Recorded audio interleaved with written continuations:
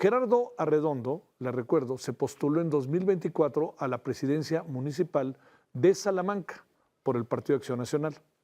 Tras perder las elecciones, se dedicó a lo que era su negocio, al rubro de la construcción. Se hizo un lado y siguió en la construcción.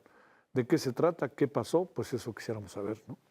Pero bueno, recuerde que ahí en Salamanca, hace cosa de 2 domingos, o hacia la tarde, llegaron un grupo de personas fuertemente armadas y mataron al que se moviera auténticamente. Mataron 11 personas. Sobre el tema, hablemos con Manuel Balcázar, especialista en inteligencia sobre seguridad nacional y director de MB Consultores. Manuel, gracias por tu tiempo, como siempre. Muy buenas noches. ¿Cómo te ha ido?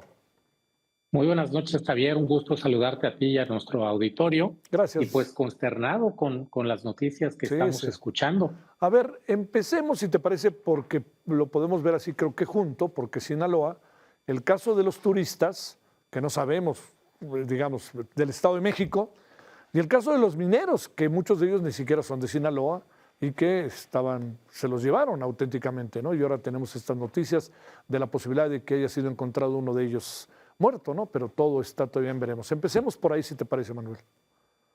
Sí, claro que sí, Javier. Gracias.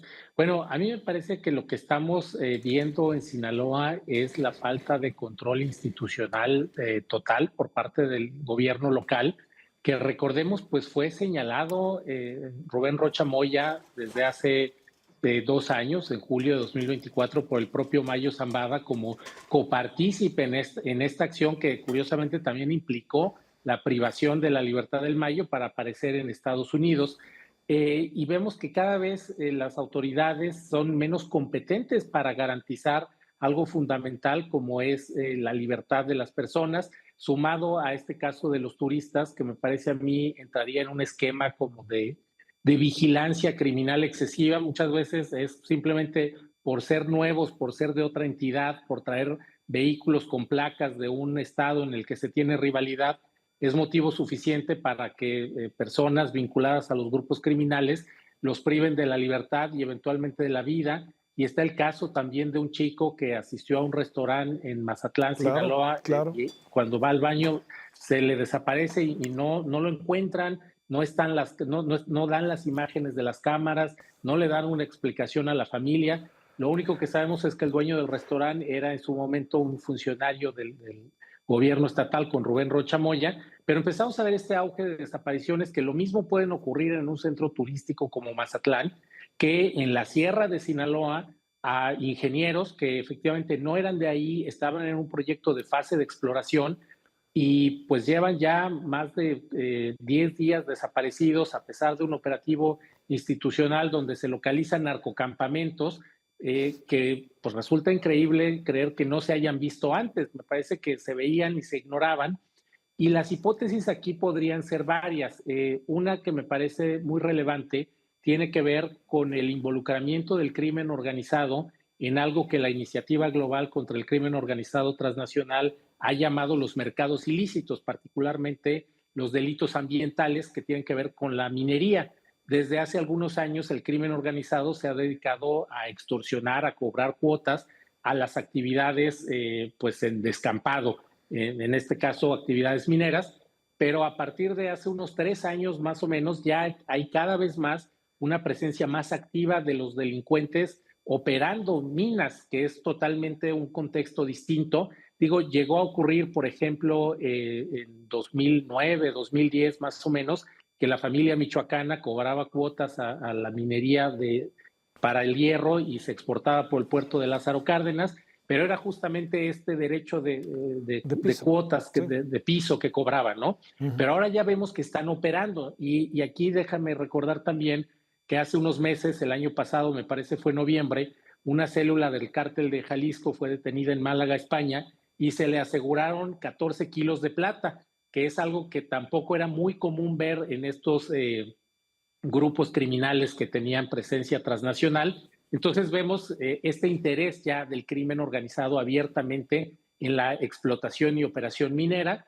Otra probabilidad sería, dado que los chapitos han sido generacionalmente afines al tema de los túneles, que pensaran en el conocimiento de estos ingenieros mineros para hacer algún túnel de alguna naturaleza que les permita pues seguir con actividades ilícitas. Y el tercero también tiene que ver con pues los usos y costumbres criminales en esas zonas donde actividades tan sencillas como puede ser volar un dron para actividades propias de la exploración minera pues, resulte sospechoso, les haga creer que están bajo un operativo de seguridad y haya sido el detonante que llevó a privarlos de la libertad, que es lo que tenemos hasta ahora, con la actualización de estos restos que se han encontrado Sí. y falta corroborar a quién pertenecen. Pero me parece que eso es lo que estamos viendo de grupos criminales cada vez más fuertes, cada vez invirtiendo más en actividades estratégicas nacionales, como es la minería. Y esto me parece muy grave porque entonces los deja fuera de control. Ya no es tan sencillo realizar acciones de combate al lavado de dinero, por ejemplo, si pueden obtener minerales por cuenta propia y comercializarlos en el mercado negro. Y además estarían asediando y buscando conocimiento especializado y mano de obra calificada para ponerlos a su propio servicio sin que las autoridades puedan hacer más que emitir unas órdenes de búsqueda en el contexto estatal. Y se me hace muy grave. A ver, oye, déjame plantearte una cosa. Digamos, en ese mismo contexto, eh, es un poco como difícil también poder entrar en un terreno de saber en concreto qué sucede o más o menos saber qué sucede cuando le preguntan al gobernador qué es lo que, qué sabe o qué piensa de lo que pasa en Tequila. Dice, si no sé lo que pasa en Sinaloa, ¿cómo creen que voy a saber lo que pasa en Tequila? Sí, es terrible ese argumento porque entonces vemos un gobernador totalmente aislado y que nos parece increíble que no sepa lo que pasa en Tequila porque es una nota que ha sido de orden nacional. El alcalde detenido es de su propio partido, pero vaya, sí es algo que podría ser creíble, verosímil, de decir, pues yo me aíslo, yo no me entero de lo que pasa en Sinaloa y por eso tenemos las declaraciones tan aberrantes que le hemos escuchado decir, a la que se suma esta, donde él considera que todo está bien en su estado, pero vemos también una omisión terrible de parte del Poder Legislativo Estatal en Sinaloa, que no levanta pero ni un punto de acuerdo para extrañar al gobernador por la situación de desgobernabilidad y violencia criminal que está imperando en el estado de una manera pues prácticamente ya permanente, ya van a ser 2 años si no se logra controlar la violencia. Y si el gobernador no sabe lo que está pasando porque no quiere saber o le resulta más cómodo, Hey, pues es muy difícil que podamos tener algún resultado distinto, positivo, y no tendría ningún sentido las mesas de construcción de la paz a las que él pues se dice asiste, pero me imagino que se dedica a ver el celular con otros contenidos. a ver, pasemos ahora a lo de Salamanca y sobre todo con el antecedente de lo del campo de fútbol, del partido de una final de local de un partido de fútbol de amateur.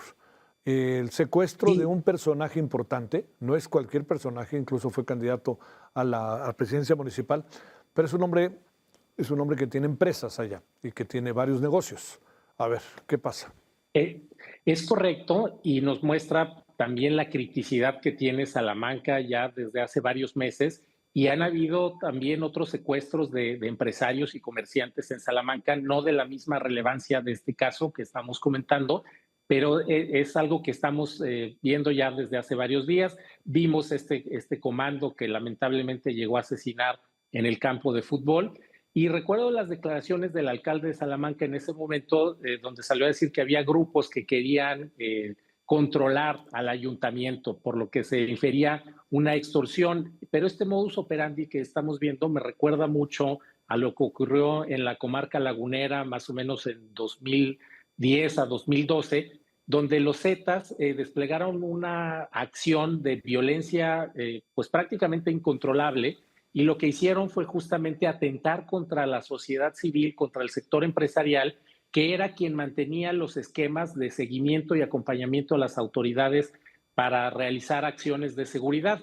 En esos años se dedicaron a vulnerar las capacidades de la policía municipal, a agredir al sector empresarial y a socavar las capacidades de la unidad antisecuestros. Aquí lo que me parecería a mí sería pues que el cártel de Santa Rosa de Lima estaría buscando regresar por los espacios que se autoasignó en su momento y que tras la desarticulación de varios de sus líderes habrían sido ocupados por otra organización delictiva y en este momento pues estaría buscando regresar a como de lugar y una manera pues que ya hemos visto por parte de los grupos criminales es justamente empezar a afectar a la sociedad civil y además les permite financiarse porque estarían cobrando rescates, estarían extorsionando o buscando la manera de apropiarse ilegalmente de dinero de las personas secuestradas.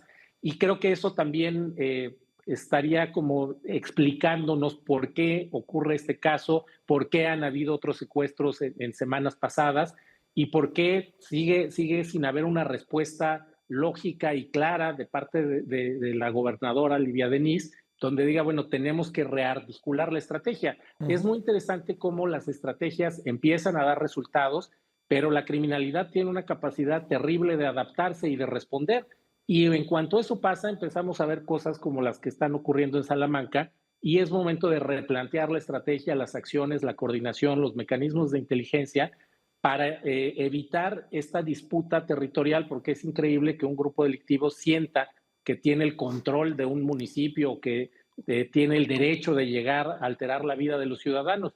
Pero si la estrategia es el silencio, si no se vinculan con la sociedad, si no se sale a explicar, si no hay una presencia territorial de las autoridades, lo único que se hace es generar más incertidumbre y que el crimen organizado piense que puede disputarle a otra organización rival en plena calle, cualquier espacio, y lo mismo ir a matar a personas que están en un evento deportivo que secuestrar a un empresario que tuvo participación política en elecciones anteriores. Sí, ese es el asunto. Oye, híjole, ¿qué sabremos de esto? Para cerrar, Manuel, está peligroso porque como país hemos bajado la tasa de secuestros de manera importante, ¿no? Pero estos evidentemente son secuestros que tienen otras características, no es necesariamente el tema del dinero, ¿no? Es correcto, ya son secuestros que tienen una expresión de criminalidad organizada, donde no es la ganancia económica en un secuestro tradicional, ya son secuestros que tienen una intencionalidad de control territorial, de posicionamiento criminal, de ampliación de redes logísticas, y es una nueva modalidad Sí. que no se había visto en el país, efectivamente, y que se combina también con casos de desapariciones donde la gente es privada de la libertad, se exige un secuestro, un rescate y luego no aparecen. Y lo que se pide muchas veces por parte de las víctimas es, pues necesito el cuerpo de mi familiar. Claro. Pero hay personas que no tienen esa oportunidad y tenemos una cifra importante también de personas desaparecidas. Te mando un gran saludo, Manuel. Muchas gracias. Buen fin de semana. Gracias a ti, Javier. Bonito fin de Gracias. semana. Muchas gracias, Manuel. Adiós.